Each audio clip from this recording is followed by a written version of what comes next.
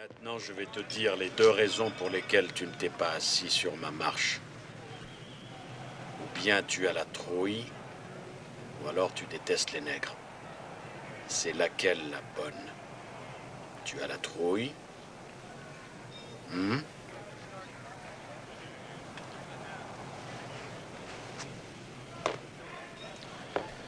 Non.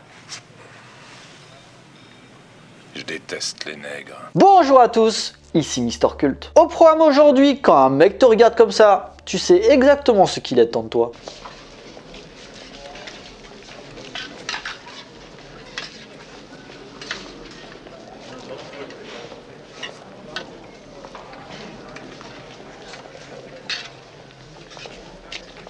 Vous êtes prêts? C'est parti pour l'évadé d'Alcatraz.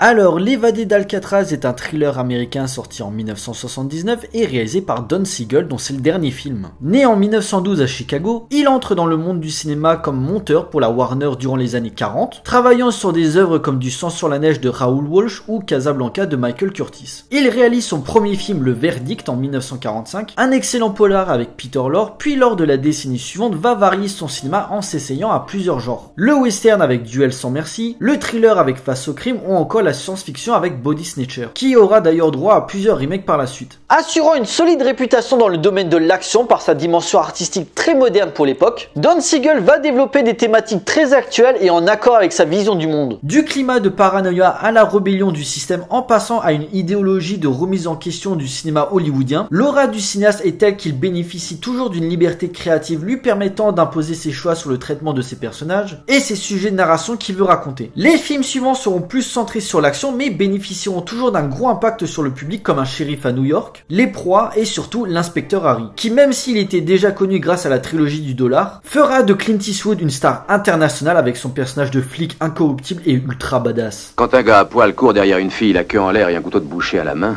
c'est drôle. J'ai peine à croire qu'il est en train de quêter pour la Croix-Rouge. Là, il a marqué un point. Par contre, petite erreur qui n'en est pas vraiment une, vous allez me dire, tiens, mais c'est bizarre, il dit que L'évadé d'Alcatraz, c'est le dernier film de Don Siegel, c'est pas vrai, parce que si on regarde sa filmographie, il en a sorti deux autres après, que sont Le Lion sorcier griffe en 1980 et La flambeuse de Las Vegas en 1982. Et vous avez tout à fait raison. Sauf que les deux dernières œuvres de Don Siegel ont été horribles pour le réalisateur en termes de production. En effet, dans Le Lion sorcier griffe, il a été viré du tournage, remplacé par un autre mec, puis rappelé, mais le mal était déjà fait. Et dans La flambeuse de Las Vegas, il n'arrivait pas à se mettre d'accord avec certains acteurs, et puis à cause de galères de production, il n'arrivait pas à imposer sa vision en termes de scénario et de mise en scène. L'expérience d'ailleurs a été tellement mauvaise qu'après ce film-là, il a mis un terme à sa carrière. Et ce qui est assez amusant, c'est que quand on regarde ses interviews, à aucun moment il ne fait mention de ses deux derniers films. Parce qu'il les a reniés. Et à juste titre, comme on lui donnait tort, parce qu'en termes de qualité, c'était pas terrible. Et c'est pour ça que moi, personnellement, L'évadé d'Alcatraz, je le considère comme son vrai dernier film.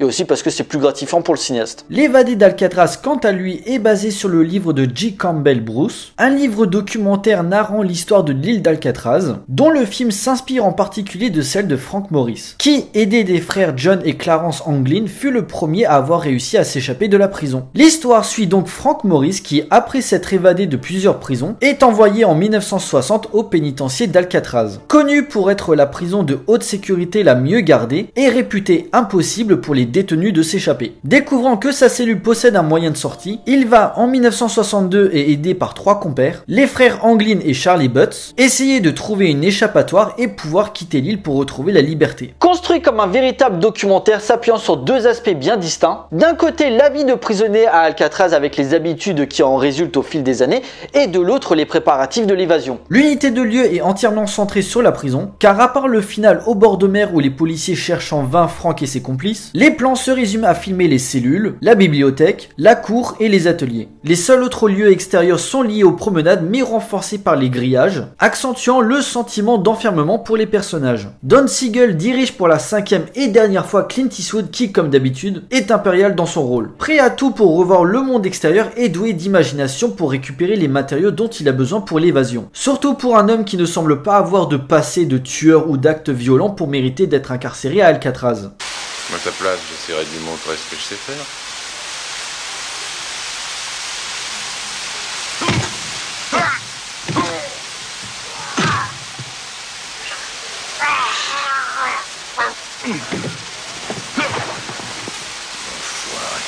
Par un simple décor, Don Siegel propose une mise en scène magistrale, que ce soit sur le choix des cadres et dans le montage, permettant à chaque scène de ne jamais ressembler aux précédentes afin d'accentuer l'intensité de son suspense. Le cinéaste filme l'essentiel et se concentre sur la narration, n'hésitant pas malgré tout à suggérer par l'image le ressenti de ses personnages sans avoir besoin d'expliquer. La cruauté de l'endroit, la suppression du bonheur voire la claustrophobie constante transpire à chaque plan pour que le réalisateur puisse maintenir un climat de tension sur ses personnages du début à la fin, de l'arrivée à la prison de Frank jusqu'à l'évasion en passant par le quotidien, la recherche d'amis pour son plan. La prison reste une perte de repère permanente pour le héros. En tant que film basé sur des faits réels, Don Siegel choisit une mise en scène très méticuleuse afin de traiter au plus près de la réalité de l'époque pour garder un semblant de véracité sur l'histoire. Dès le début du film, le cinéaste choisit une approche documentaire avec une phase d'observation pour Frank et son adaptation à sa nouvelle vie, pour par la suite se concentrer pleinement sur son plan d'évasion en accord avec la rivalité personnelle envers le directeur de la prison, interprété par Patrick McGowan, connu pour avoir tenu le rôle principal de la série culte Le Prisonnier, comme quoi tout est lié. Toujours à l'affût de n'importe quel détail pour imposer son autorité envers Frank. Il y a un type, je suppose, qui n'aimait pas sa peinture et je suppose qu'il l'a empêché de peindre. Quelqu'un aurait dû lui conseiller d'être prudent et de faire de la peinture abstraite. Je suis bien de cet avis, monsieur. Il y a en ce bas monde des tas de petits cons que ça peut vexer. Je vous conseille aussi la prudence. Filmé du point de vue de Frank Morris, pratiquement présent sur toutes les scènes, écoutant, observant et s'arrangeant toujours pour arriver à ses fins sans s'immiscer dans la vie des autres, car ici il n'y a pas de compassion ni de sentiment, le réalisateur évitant le piège de raconter l'origine de l'emprisonnement de ces 4 héros, hormis quelques personnages secondaires mais qui ne servent pas la narration, chaque personnage est présenté d'égal à égal à l'intérieur de la prison pour ne pas détourner l'objectif principal du film, la conception de l'évasion. Une exposition ingénieuse mettant en avant l'aspect thriller et non l'action au service du discours sur la condition humaine et de ses limites morales. Un sujet sur les droits civiques complété par les activités des détenus. En effet, chaque prisonnier peut s'adonner à une certaine fixation pour occuper son quotidien. Certains se donnent à la menuiserie, d'autres à la musique, ou encore ceux qui connaissent Frank se mettent à la peinture ou à l'élevage de souris. Mais tout en perdant jamais de vue ces enjeux dont Frank reste l'attrait principal. Préservant tout le long du film un rythme haletant et proposant un suspense maîtrisé de bout en bout qui, malgré la connaissance du dénouement final, arrive à maintenir le spectateur sur son siège. Messieurs, dames,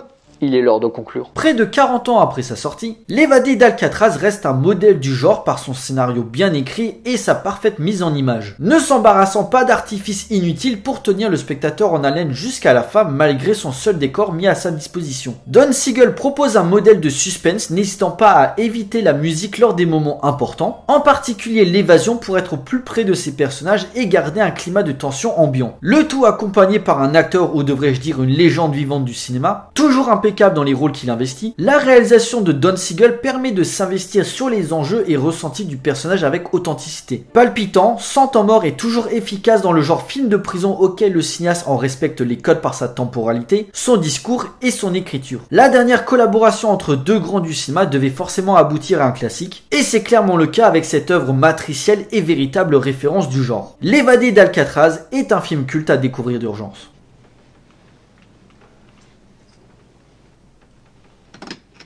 Voilà, cet épisode est à présent terminé, j'espère qu'il vous a plu. Donc L'Évadé d'Alcatraz, un film à voir, on va voir si ce n'est pas encore fait. Déjà rien que le fait de dire qu'il y a Clint Eastwood dedans, c'est en fait un très bon argument pour courir voir ce film. Pour nous, on se retrouve pour une prochaine vidéo, d'ici là portez-vous bien, allez voir des films, ciao.